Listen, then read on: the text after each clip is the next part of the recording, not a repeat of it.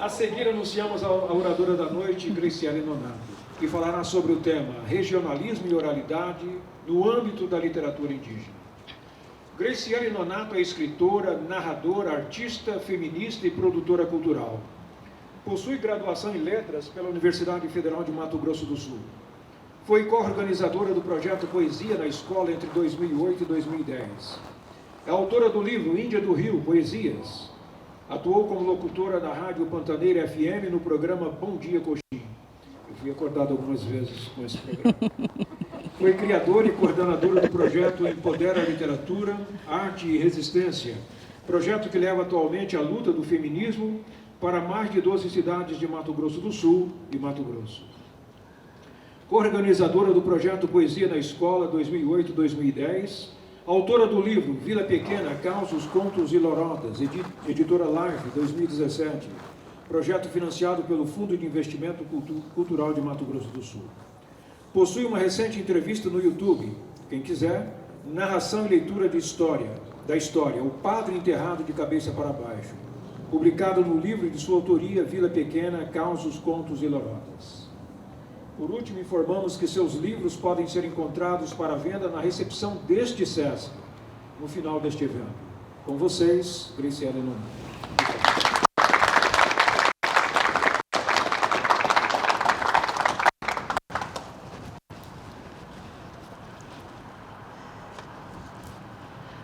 Boa noite, sejam todos muito bem-vindos. Posso retirar? Eu me movimento, gente, bastante.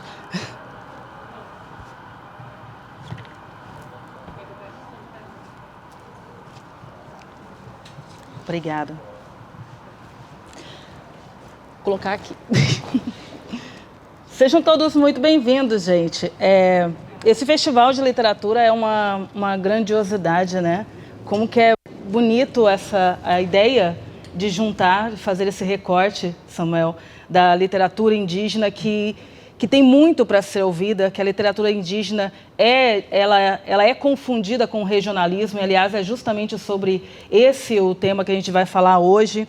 Eu tenho o livro Vila Pequena, Causos, Contos e Lorotas, que ele entra dentro da qualidade regionalista e não entra na qualidade de literatura indígena, que demorou muito para que eu possa reconhecer, que eu conseguisse reconhecer ele como literatura indígena.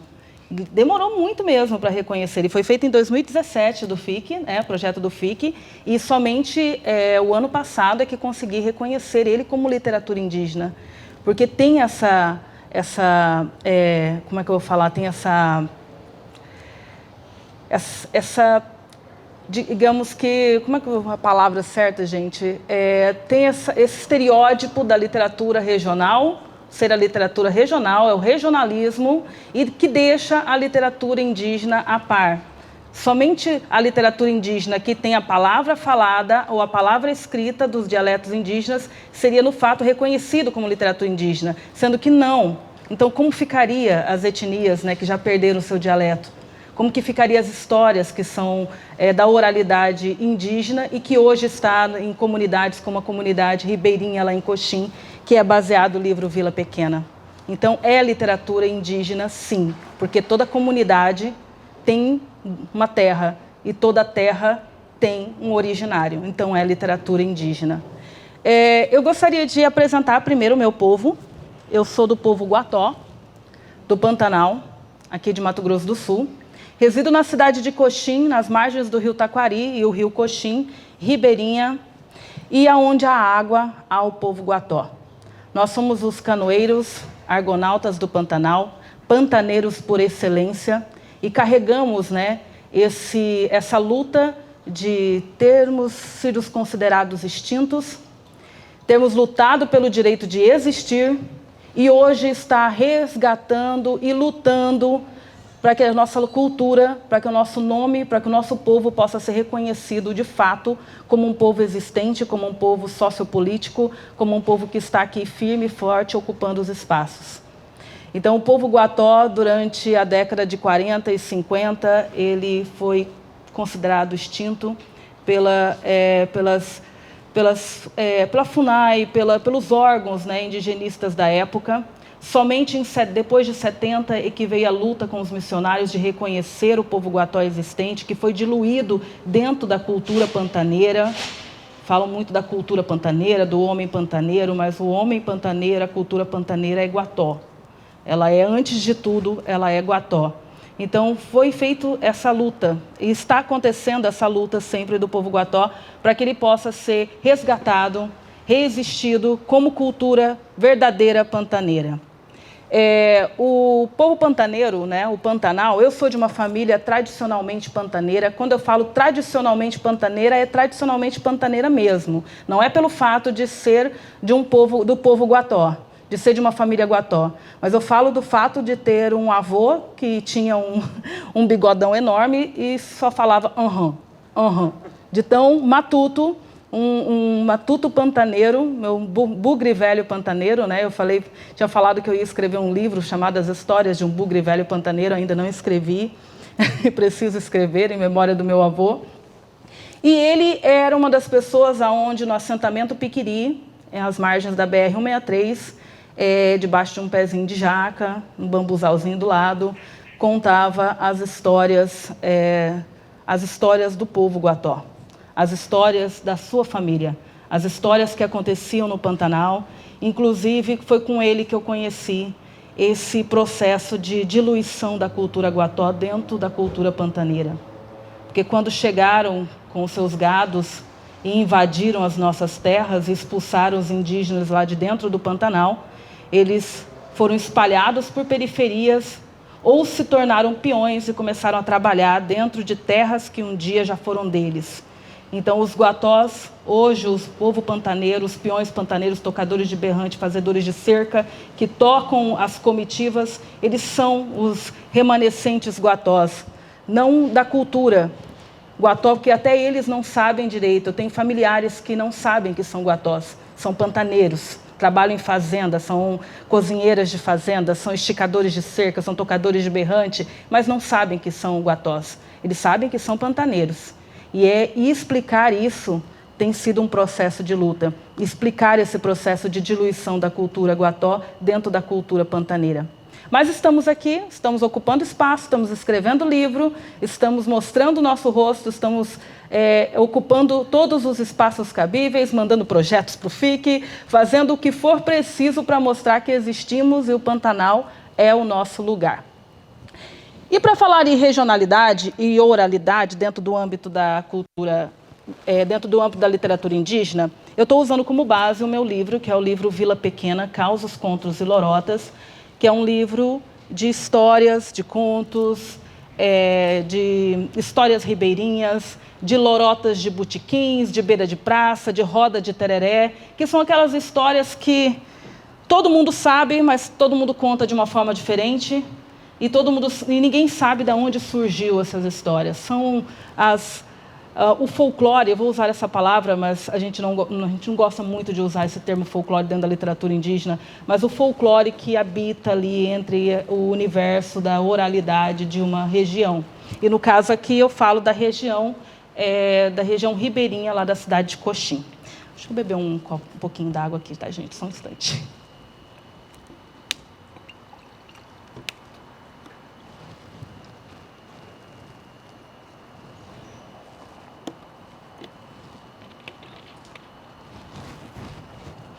Então, para falar da regionalidade, como falei da questão do regionalismo, né? A literatura específica de um povo específico, da sua cultura específica, dos seus costumes específicos, que diz ali a identidade, ela sendo literária, artística, expressiva, enfim, acadêmica, daquela identidade local.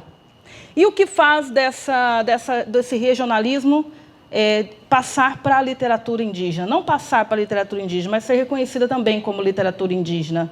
A oralidade, o dizer, o passar adiante. Como eu falei logo no começo da fala, toda comunidade tem uma terra, e toda terra é indígena.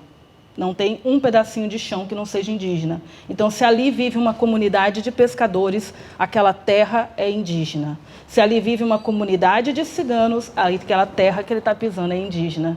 Se ali vive uma comunidade é quilombola, a terra que ele está pisando é indígena. Toda a terra é indígena. Então, a partir do fato de que aquela terra, de que aquele local é originalmente indígena, então a sua cultura do local, a cultura da comunidade, ela vai baseando também na cultura indígena.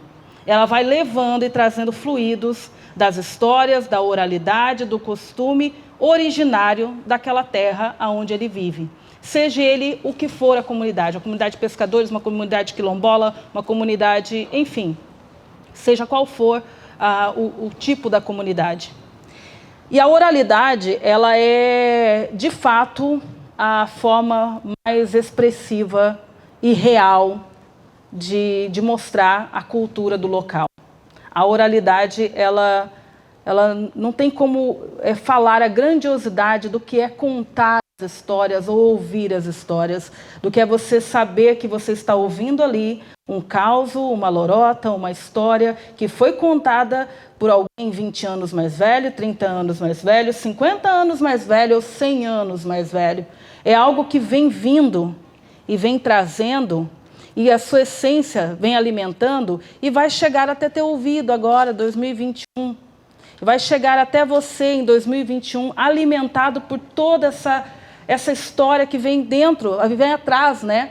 Dessas histórias contadas, dessa oralidade que você recebeu. Então, a oralidade é, e sem dúvida, é uma das formas mais expressivas de resgate cultural e uma das formas mais expressivas de se conhecer o contexto originário daquela região. Quais são as histórias daquela determinada região? Não tem como. Aquela determinada região, as histórias são em base originária, são em base indígenas. Eu vou dar um exemplo aqui para vocês. Eu sou uma contadora de história, o Ciro ali, um contador de história, o mestre aqui ouvindo. Eu sou uma contadora de histórias. Eu gosto de falar que eu sou uma contadora de causo pantaneiro, né? Que eu gosto muito dos causos pantaneiros. Aprendi com meu avô, finado João Pantaneiro, tocador de berrante. E existe uma história lá na região de Coxim. Existe essa história, na verdade, em vários lugares, que é a história do pé de garrafa, gente. Já ouviram falar? História do pé de garrafa, a lenda do pé de garrafa. E dentro da localidade ali de Coxim tem um motivo específico do pé de garrafa, que é uma história indígena. Que é uma história muito, muito antiga, que diz que o pé de garrafa, ele foi... ia contar a história aqui, né, mas vou adiantar. Que o pé de garrafa, ele virou o pé de garrafa porque foi amaldiçoado por uma moça indígena, a qual ele abulinou, né? E foi amaldiçoado por ela, por isso se tornou o pé de garrafa.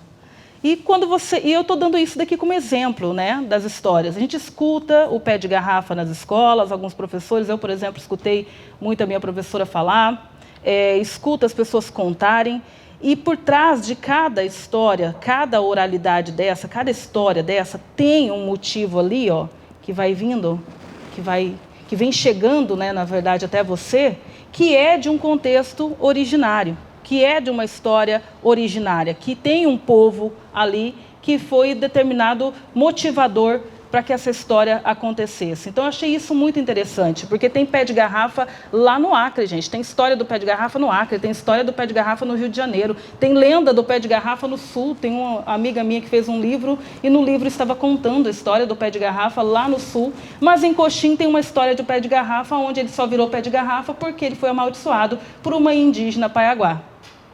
Então, olha a regionalidade e a oralidade da onde vem do contexto da literatura indígena. Então, não tem como não dizer que essa oralidade, que essas histórias, elas não têm regionais, não têm nada a ver com literatura indígena. Elas são literatura indígena e elas provam por si que são literatura indígena. Eu ia mostrar para vocês essa história do pé de garrafa. Vou até marquei aqui. Deixa eu ver. Opa! Eu saio tropeçando em tapete. É minha vida. Andar pela casa e tropeçar em tapetes. Eu tinha marcado aqui, inclusive uma das histórias que está aqui no livro Vila Pequena, que é a história do Jaú Azul. Essa história, ela é contada numa região ribeirinha do Jauru, lá em Coxim. que é uma comunidade dentro de uma comunidade. Uma comunidade de extração de diamante. O rio Jauru foi, durante a década de 70, lá em Coxim, um rio onde se tirava muito diamante. Um local cheio de histórias, cheio de lendas, inclusive muitas assustadoras, né? E tinha essa história que o pessoal contava lá sobre o Jaú Azul, de que um pescador, lá na época do minério, né, na época da extração do diamante, tinha retirado um Jaú azul de dentro das águas do Jauru. E conversando mais com a comunidade a respeito dessa história do Jaú azul, surgiu uma outra lenda, numa outra comunidade perto dali, que chama-se Mané Manco, né, com a comunidade de Jauru, Mané Manco, um pouco atrás, surgiu uma outra história de uma lenda, de uma história em que diz que um indígena, né, um guerreiro indígena, por ele ter cometido um erro gravíssimo, ele, ao envelhecer, ele se tornou um Jaú azul e iria viver eternamente como Jaú azul. Não iria conhecer a velhice, né? Ele não ia conhecer a morte. Ele ia viver eternamente como Jaú azul. Aí você pega na comunidade do lado, Mané Manco, onde tem uma história de uma lenda do Jaú azul, em que um indígena foi amaldiçoado, né, e para poder virar eternamente um Jaú azul. E numa comunidade mais próxima ali, que é a comunidade do Jauru, tem uma história da década de 73, onde retiraram um Jaú azul de dentro do rio. E você pega essas histórias, são histórias que são contadas na comunidade, são oralidades que são contadas ali na comunidade. São coisas que eles sentam ali, não tem muito o que fazer na região, eles sentam ali e vão contar essas histórias na roda do tereré, no chimarrão de manhã, né, na fogueirinha, ali em volta do seu churrasco, em volta do seu fogão de lenha. Então, essas histórias, essa oralidade que eles vão contando, que eles vão passando de geração e vão transmitindo, essa oralidade tem toda uma base indígena, tem toda uma base originária. E eu estou tirando isso como prova só na base do livro Vila Pequena, gente, que é o estudo empírico aqui da comunidade a qual eu vivo. Eu sou da cidade de Coxim, então eu tenho facilidade de estar nessas comunidades ali em volta, né? Mas falando com outros escritores, né, inclusive a Júlia Dorico, que é minha amiga que vai estar aqui fazendo oficina, ela fala, não, Gleice, aqui também é assim. Aqui e ali tem uma comunidade ali de pescadores que contam uma lenda, mas lá adiante tem a história dessa lenda, do porquê existe essa lenda. Então, saber que esse regionalismo, que esse contexto de regionalismo, que esse regionalista, que esse quer daquele costume específico, daquela história específica de determinada região, ele foge do que é a literatura indígena, isso pelo menos para mim, eu, Gleiciele, não é cabível. Aonde há uma comunidade, há uma terra embaixo dela, e aonde há uma terra, existiu ali o dono da terra, que é um originário, que é um povo originário. Então, essas histórias, essas lendas, essa oralidade, ela tem contexto e base de literatura indígena, sim. Seja aonde for, seja a comunidade que for, em qual canto do Brasil estiver, essas histórias regionais, elas têm base de literatura indígena. Para não ficar assim muito falado, né, citar o exemplo para vocês da fala. O povo pantaneiro tem uma forma específica de falar, né? Tem um jeito bem específico de se comunicar, jeito inclusive que é a base do dialeto guató, que é a forma do dialeto guató de falar, que o dialeto guató é extinto, hoje existe apenas um falante, né, na aldeia Uberaba, e não tem estudos, né, de base mais raiz para poder resgatar a fala do povo guató, mas o jeito do pantaneiro falar é a forma que o povo guató fala. Aquele jeito pantaneiro, mas bate que você... Será que está me esperando aí? Não. O povo guató, quando ele vai falar macaná, entendeu? Até a forma do dialeto dessa comunidade, da comunidade pantaneira, é o dialeto do povo, é a forma do dialeto do povo Guató. E lá dentro do Pantanal existem histórias, né, que eu gosto muito, que são as histórias de Cafumango. As histórias de Cafumango, eu como de uma família pantaneira, escutei muito, né? Existem várias histórias de Cafumangos espalhadas por aí, e eu conto, inclusive, algumas das histórias de Cafumango. E quando você vai ouvir as histórias de Cafumango, eu fiquei encucada de saber, mas que diacho é Cafumango, gente? Quem é Cafumango? Quem é essa personagem que está sempre nas rodas dos peões de fazenda contando as histórias? Que as histórias de Cafumango são histórias engraçadas, são comédias ali que eles contam para passar o tempo, né? Vocês conhecem histórias as lendas de Cafumango? Conto. Conto. Vou contar uma história então de Cafumango para vocês. Vou dar um exemplo. Isso aqui são as histórias contadas nas rodas de peões pantaneiros. Cafumango, né, foi pescar. E lá vai Cafumango, e pai de Cafumango pescar lá no rio. E mãe de Cafumango ficou olhando lá na beira do rio, vendo, né, canoinha de Cafumango indo em direção da curva do rio. E Cafumango foi-se embora.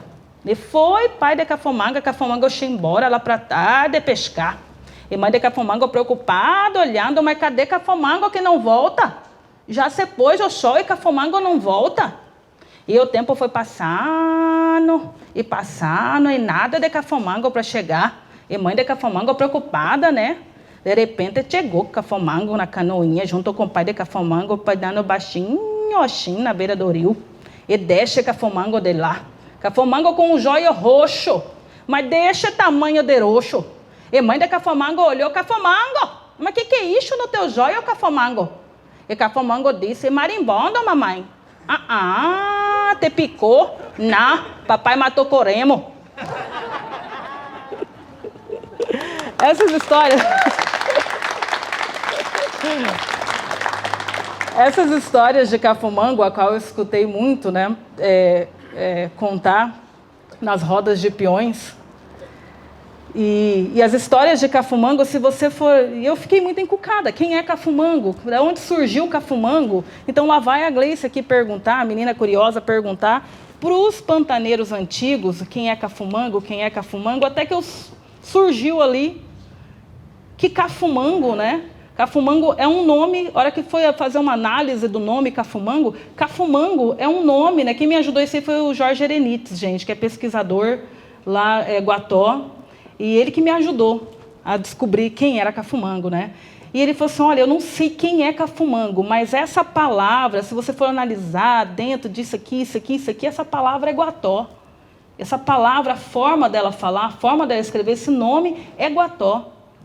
E ele explicou todo o porquê do porquê Cafumango seria uma palavra Guató. Então você pega uma história que é contada hoje, eu falo contada hoje porque é contada nas rodas de peões hoje, essas histórias, essas lendas, né? Esses deboches, essas piadas, que vai o nome Cafumango, as histórias de Cafumango. E você descobre que o nome Cafumango é um nome originário de um povo que viveu do Pantanal, um povo que vive no Pantanal, de um povo originalmente pantaneiro, um povo dos alagados do Mar de Xaraiês. Então, você pega essas histórias, essa oralidade, e você descobre isso, é você colocar o ponto certeiro de que a oralidade, a regionalidade tem base de literatura indígena e tem, sim, e se prova por si próprio.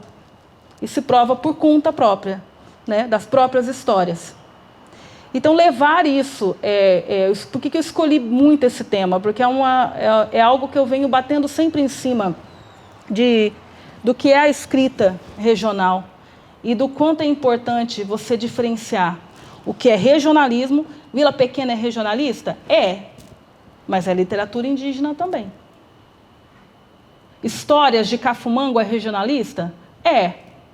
Mas é literatura indígena também. Hélio Cerejo é regionalista? Mas é literatura indígena também. Porque são histórias contadas, são oralidades contadas, são oralidades transmitidas com o contexto de base originária do povo que vivia ali, que fez parte daquela comunidade e que construiu aquela comunidade para que hoje a gente possa receber essas histórias que vieram trazendo bagagens desde lá dos povos originários, aonde começou essas histórias. Alguém tem alguma dúvida? Eu estou indo rápido demais, como é que está a base do tempo também? Querem falar alguma coisa? Porque eu vou falando, gente. Se vocês tiverem que conversar, eu gosto disso, de a gente sentar e... Alguém quer falar alguma coisa? Fala, meu querido. Seu tio? Hã? Vamos falar da história do tio? Do tio? É. Qual? Seu tio. Qual? Que história que você está falando? Do Poxotó? Tem uma bebida pantaneira chamada Poxotó. Essa é uma bebida atual, né? O Poxotó não é nada mais do que o álcool destilado, gente. É o álcool dobrado. Chama-se Poxotó. Que na língua dos povos originários chama-se... É algo como se estivesse dizendo aguenta, fogo, sabe? Tipo... brabo, entendeu? Esse é o Poxotó, que é uma bebida de peão pantaneiro mesmo, que é o álcool destilado. Álcool destilado não, álcool com água e limão. Como diz lá, é para os fortes, né? E o meu povo, o povo guató, tem a xincha, né, gente? O povo festeiro tem a xincha, tem a viola de coxo. O povo guató é um povo muito festeiro. E é essa história que você estava falando? A do seu tio da terra, Pantanal, que ele foge, ele some depois.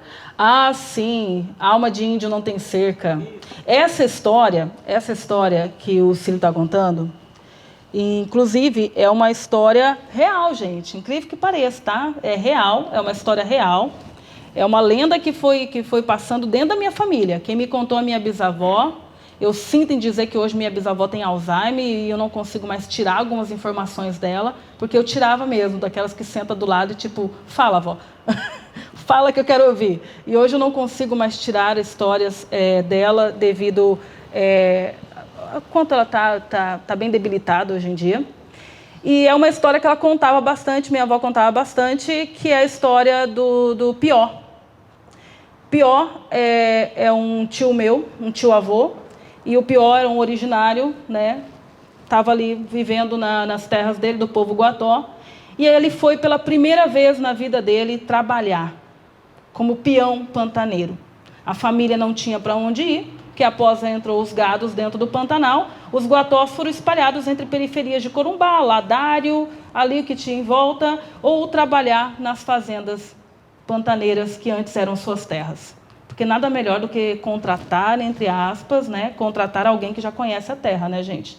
Então, os fazendeiros contratavam ali os próprios indígenas para eles trabalharem nas terras deles ali. E trabalho, por sinal, que gerações e gerações de famílias trabalham nas mesmas fazendas. E o seu Pió, ele entrou pela primeira vez dentro de uma fazenda, ali levando seus 9 filhos, sua esposa, e foram trabalhar, fizeram um casebrinho para eles ali, e ali foram espalhar os seus serviços, né? Os mais velhos muito felizes com o fato de receber o dinheirinho, né? Os filhos mais velhos. As mulheres tinham suas louças, tinham sua casa, tinham seus cuidados ali, com a roça, seus cuidados ali com os pertences, mas seu Pió já era de uma certa idade. Seu Pió, ele vivia descalço, sentado num toco, olhando para o horizonte. E aquilo deixava o encarregado da fazenda muito indignado. Mas como assim ele não trabalha? Eu estou pagando para você ficar sentado, fumando um paieiro e olhando para o horizonte? Aquela era a vida do seu Pió, ele não conseguia trabalhar, não tinha ânimo para trabalhar. Ele estava ali num processo de depressão mesmo. E a família toda em volta. E a mulher, não, deixa ele do jeito que ele está, deixa ele.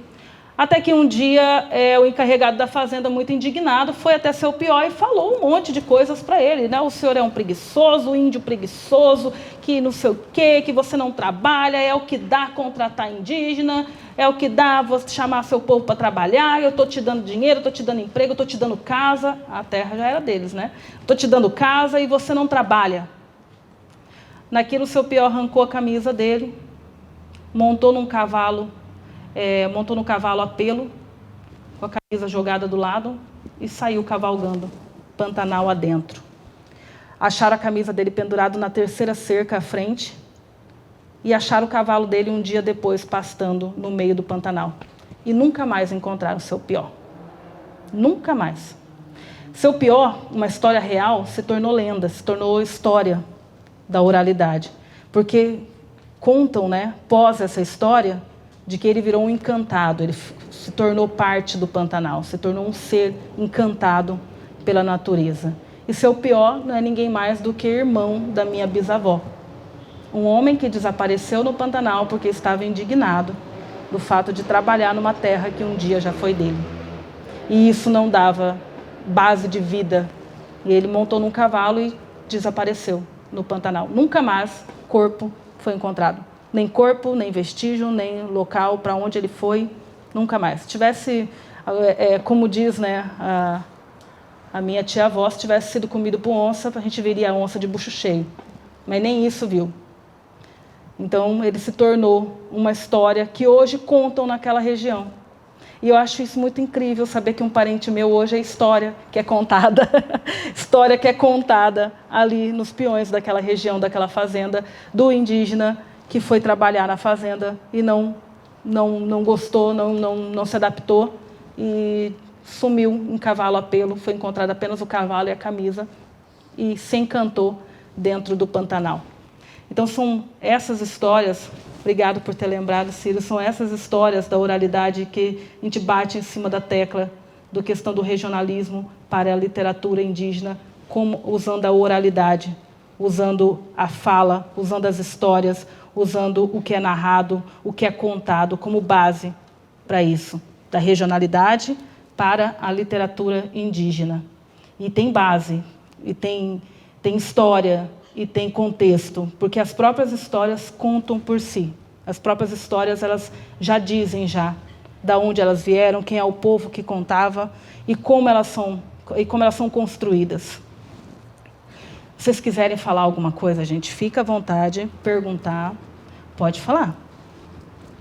Boa noite. Boa noite. Com licença, satisfação, revelar novamente e parabenizar pelo trabalho, pelo livro. Obrigada. Só fiquei pensando aqui, Gleiciele, sobre você diz que a regionalidade ela influencia na literatura indígena, então todas essas histórias dentro da literatura, que tem contos, histórias antigas, pode-se considerar como literatura indígena? Todas as literaturas são indígenas?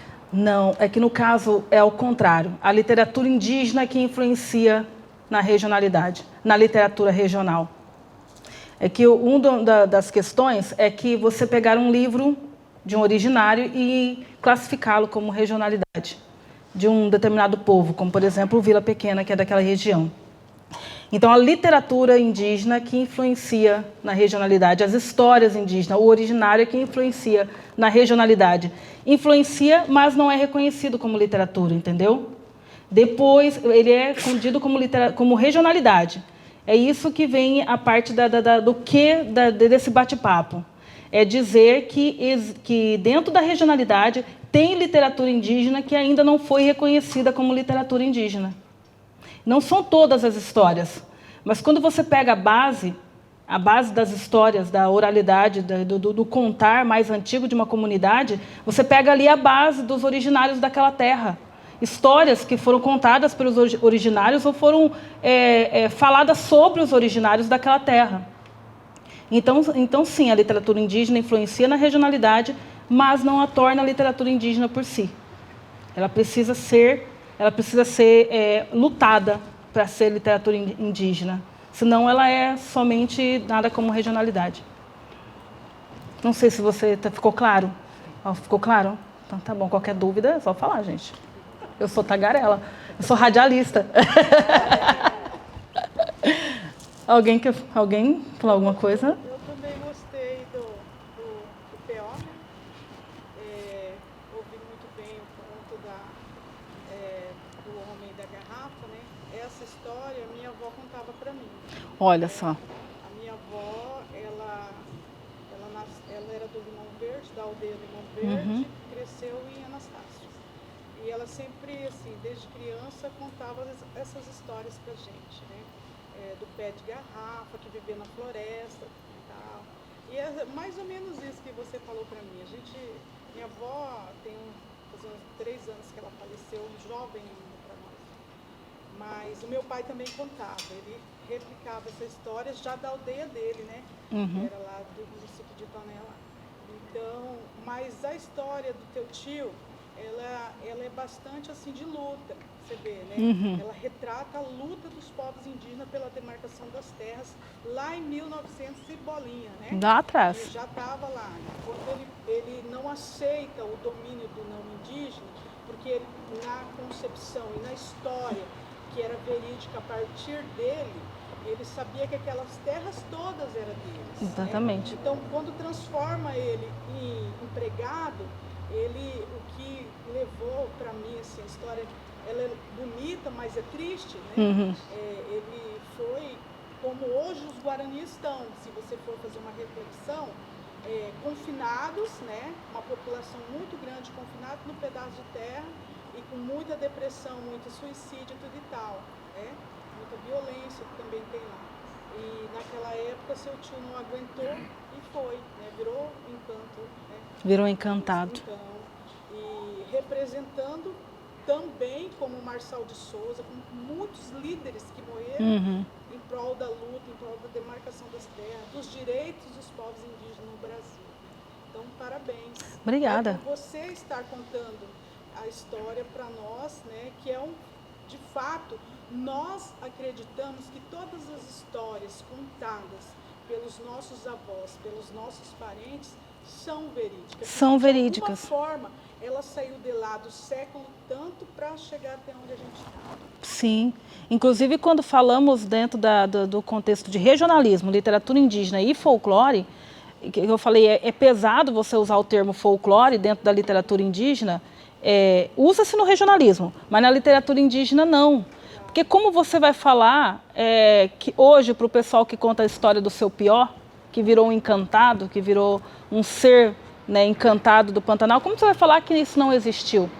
Que ele não se encantou? O nome desse conto chama-se A Alma de Índio Não Tem Cerca, que foi a última frase falada pela esposa dele quando perguntaram para ele se iam mais uma vez procurar ele no Pantanal. E ela falou para o filho mais velho, deixa para lá, a alma de índio não tem cerca. Então esse é o nome do caos, desse conto, Alma de Índio Não Tem Cerca, que conta a história do seu pior. Então como você vai falar para o pessoal da Júlia do Rico, por exemplo, minha amiga que vai estar aqui, que a história do boto cor-de-rosa não é real? Como você vai falar para eles que esse é folclore? Porque quando você fala que é folclore, é ficção. É ficção.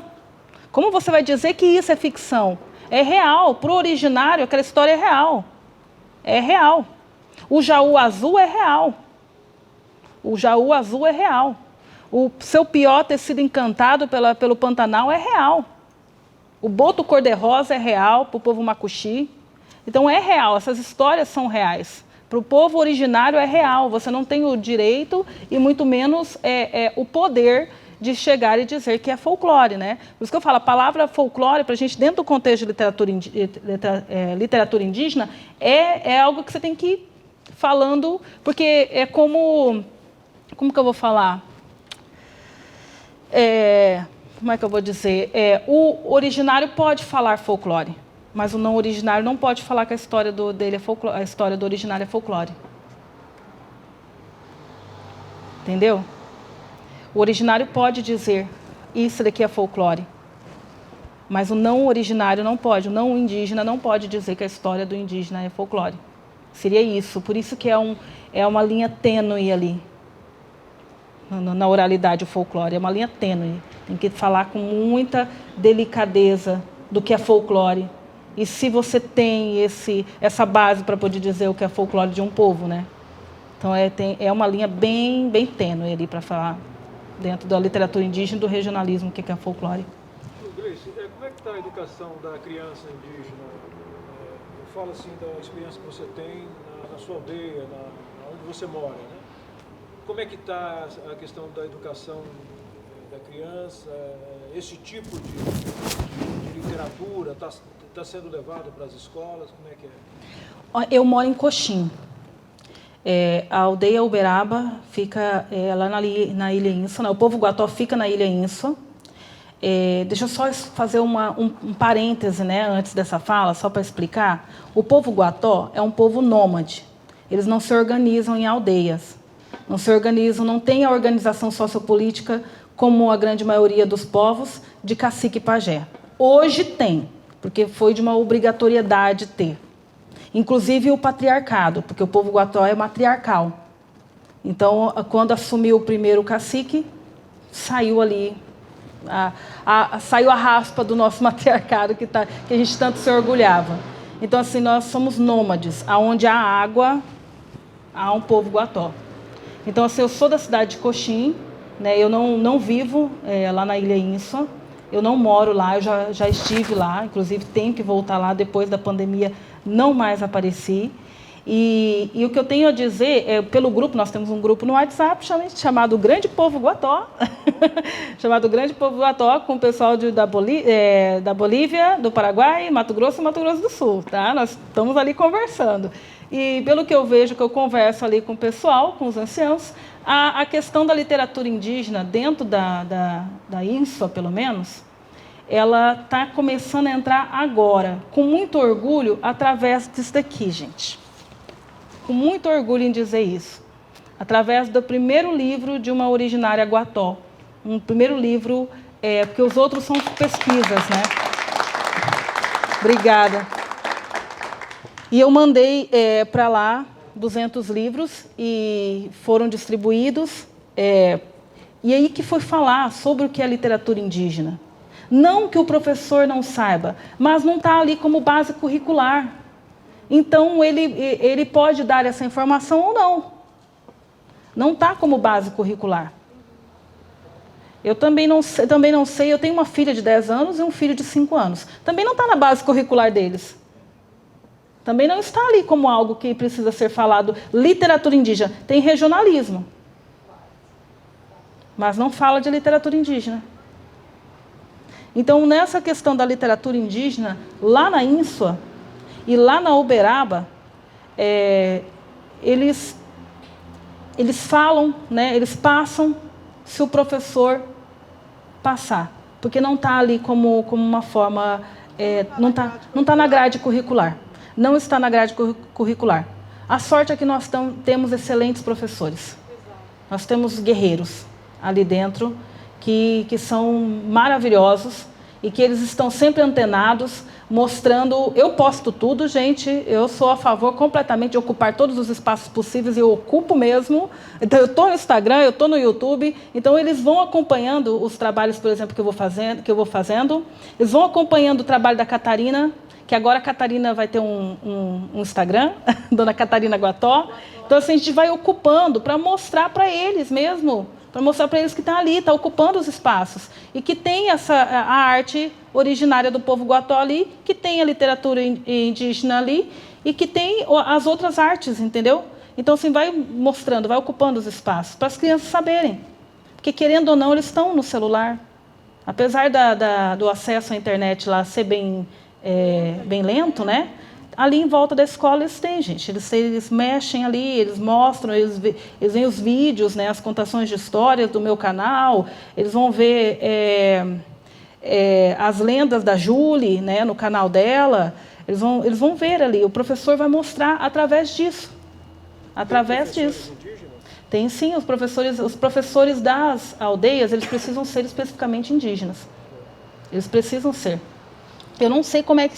Se isso é obrigatório hoje em dia, mas tem aldeia, por exemplo, a aldeia Guató, por exemplo, eu visitei lá 2 vezes. Ela é muito longe, né? É longe, muito longe. De Corumbá, que é a aldeia. Eles têm um barco para fazer essa travessia uma vez por mês, para não todo mundo vir para a cidade fazer as compras, mas algum escolhe os membros da família para faz a compra geral. Fazer geral para poder levar. Recentemente está formado lá o Cid Guató. O Cid Guató. Que ficou aqui em Campo Grande, morava de aluguel, trabalhou, se formou e retornou para a comunidade dele. Quando eu fui lá, tinha uma coordenação que não era indígena, era era uma Purutuia, né? Uhum. Mas assim, a escola está recente, tem uns 3 anos que foi implantada, tinha uma escolinha, né, pequena, depois o governo foi lá, o governo Reinaldo inaugurou uma escola bacana com Agora energia solar, tem uma escola de alvenaria lá. ali na escola, com toda uma estrutura, mas eu acredito que realmente ainda da Secretaria de Educação precisa ter esse olhar diferenciado para a educação escolar indígena. E a gente só tem isso no nome, educação escolar indígena, mas não tem na prática. E é isso que a gente sempre falou lá, viu, secretário Romero, para que faça, coloque, chame os professores, né, para capacitar eles. O FIC, por exemplo, é muito difícil, sem a tecnologia, a informação da comunicação, fazer com que o nosso professor tenha acesso a esses programas, a esses fundos de apoio, né? Não é fácil. Então a gente fez esse um ano agora da Lei Aldir Blanc, desse momento da pandemia, a gente andou muito aí divulgando dentro das comunidades indígenas e ensinando eles a entrar nessa plataforma. Porque como tá muito de parabéns, primeiro porque é uma mulher, né? Eu sou militante das mulheres indígenas, sempre falo dessa pasta. E eu acredito, Gleice, que a gente precisa expandir isso, né? Sim. A literatura, eu falei isso no Festival de Inverno de Bonito, quando teve a literatura indígena, e a gente estava lá, né, Maria? E quando eu vi a programação, eu falei assim, cadê o nosso povo indígena, né? Dentro lá do festival. E a gente conseguiu, assim, trazer a primeira vez num festival da América do Sul, 20 guatós lá da Ilha Ínsua, para participar, para falar a eles da tua história, da tua gastronomia, da tua cultura, do que você faz ali dentro. Foi um máximo. Foi lindo, então, eu estava lá. Você estava lá, eu estava lá. Então, eu acredito assim que falta esse... você ir visitar, você falar e dar essa informação, né? Falta essa sensibilidade. Porque, pegando ali a base do que ela está falando, se é difícil para a comunidade ribeirinha lá de Coxim fazer projeto do FIC, para mandar CD, porque Coxim é um berço de músicos e poetas, para mandar CD, para mandar livro, porque eles não conseguem. Não é que não conseguem, gente, eles são leigos. Exatamente. Lá em Coxim nós temos uma força-tarefa, que sou eu e mais 2 escritores, que a gente senta e voluntariamente faz projeto. Exatamente. A grande maioria dos projetos somos nós, num grupo que fazemos, porque senão não sai. Agora imagina lá para o povo guató, onde só tem internet na escola, agora que está feita a escola de alvenaria, entendeu? Só tem internet ali na base da escola, 600 quilômetros para ir, a balsa é uma vida inteira para subir aquele rio, aquela balsa, é uma vida inteira, é difícil, é complicado. É complicado. Então, uma coisa que eu venho falando isso, eu acho que precisa de um olhar para projetos indígenas, um olhar diferenciado para projetos indígenas. Pode? Boa noite a todos. Boa noite. Eu sou indígena terena, sou do primeiro grupo Povos do Pantanal. Primeiro quero parabenizar a senhora. Obrigada. Por esse trabalho eficiente, quando fala sobre foralidade e a escrita, elas são fundamentais. São 2 eixos que precisam realmente ser trabalhados a afinco quando a gente trata da questão indígena. Então, quando foi criado esse grupo Povos do Pantanal, vocês que têm acesso à internet da cidade é muito mais fácil, então vocês vão lá descobrir o grupo de 2009, primeiro grupo Povos do Pantanal, vocês vão ter acesso.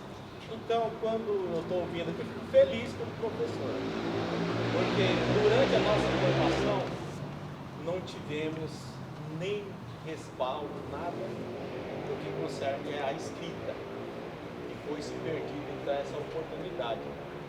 Eu redigi na época vários pesquisa que eu fiz, não tive essa mesma oportunidade que você e perdi todo um livro, tá? Quando eu estava retratando povos do Pantanal, em específico povos indígenas terena.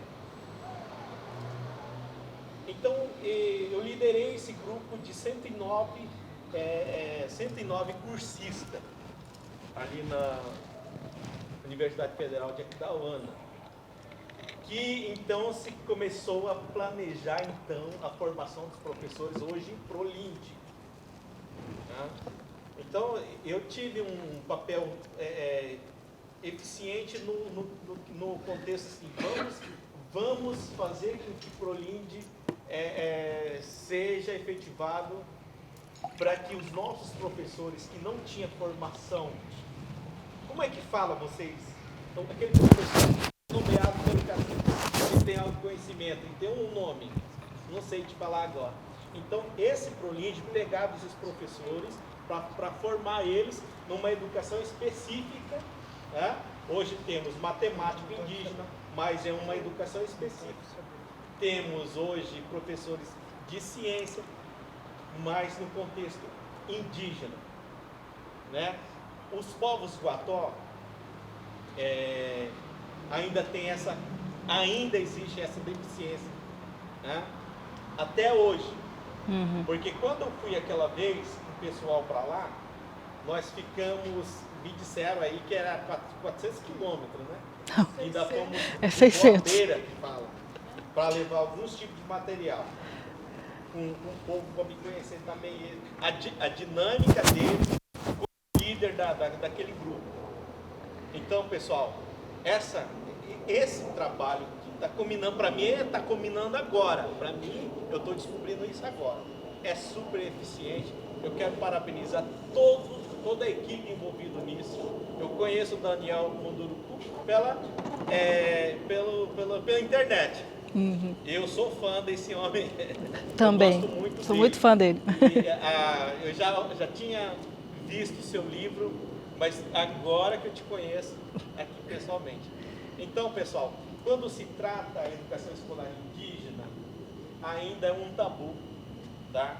Tanto para os índios quanto para não indígenas. Né? Assim, eu gosto muito de observar, analisar e pesquisar. Um pouco além da Universidade Federal está o CDB, que está mais avançado no contexto da formação dos professores indígenas. Devido aquele comandava, esqueci o nome dele agora também. Brandi. Devido Brandi. Antônio Brandi. O Antônio Brandi, ele foi muito parceiro da formação dos indígenas. Ele abriu, escancarou o CDB. Então há um passo um pouquinho mais avançado no CDB do que as universidades federais aqui do Mato Grosso do Sul.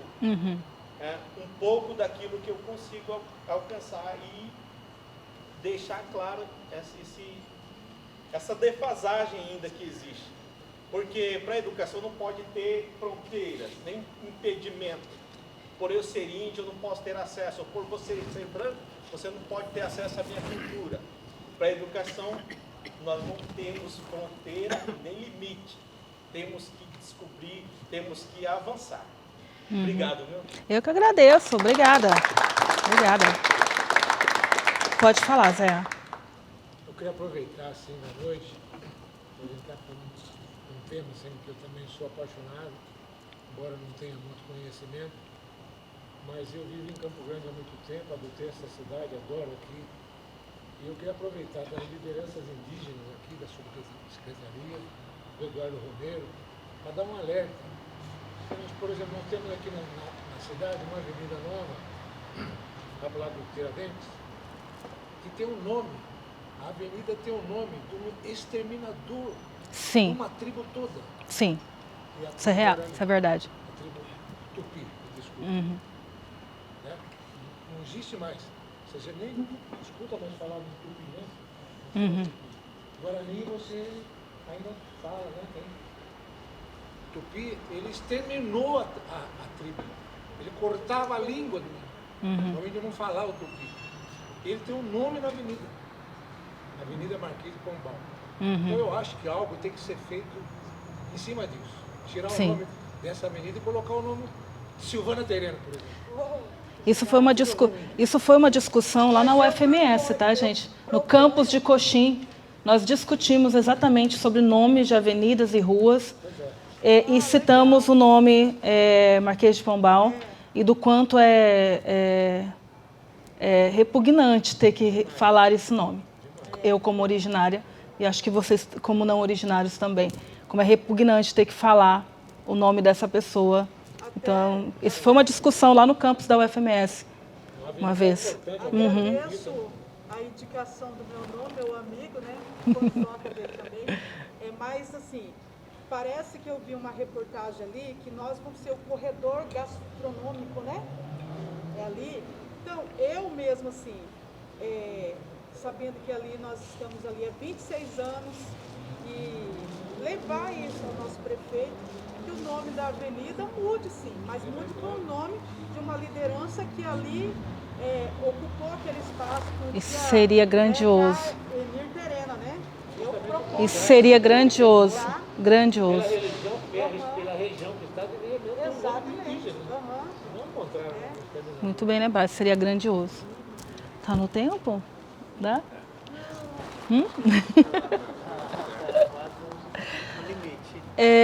Eu gostaria de encerrar. Posso fazer a sensação? Gostaria de encerrar com um trecho de uma performance que eu faço, né? Eu faço uma performance, eu chamo de performance, gente, porque digamos que esse show, né, que eu faço, é uma mistura de contação de histórias com música e poesia. Então, assim, a gente pega tudo um pouquinho, né, e monta ali. E eu gostaria de terminar com esse trecho, que é a minha forma de agradecer muito a vocês, falando uma poesia, cantando uma música.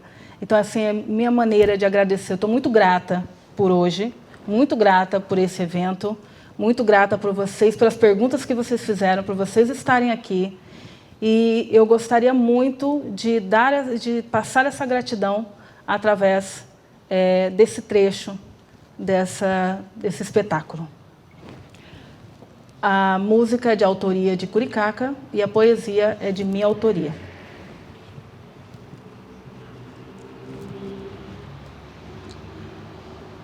Canoa à noite, lua morena, bem perto de Poconé, fogueira na areia de uma ilha, nos mares do Xaraiés,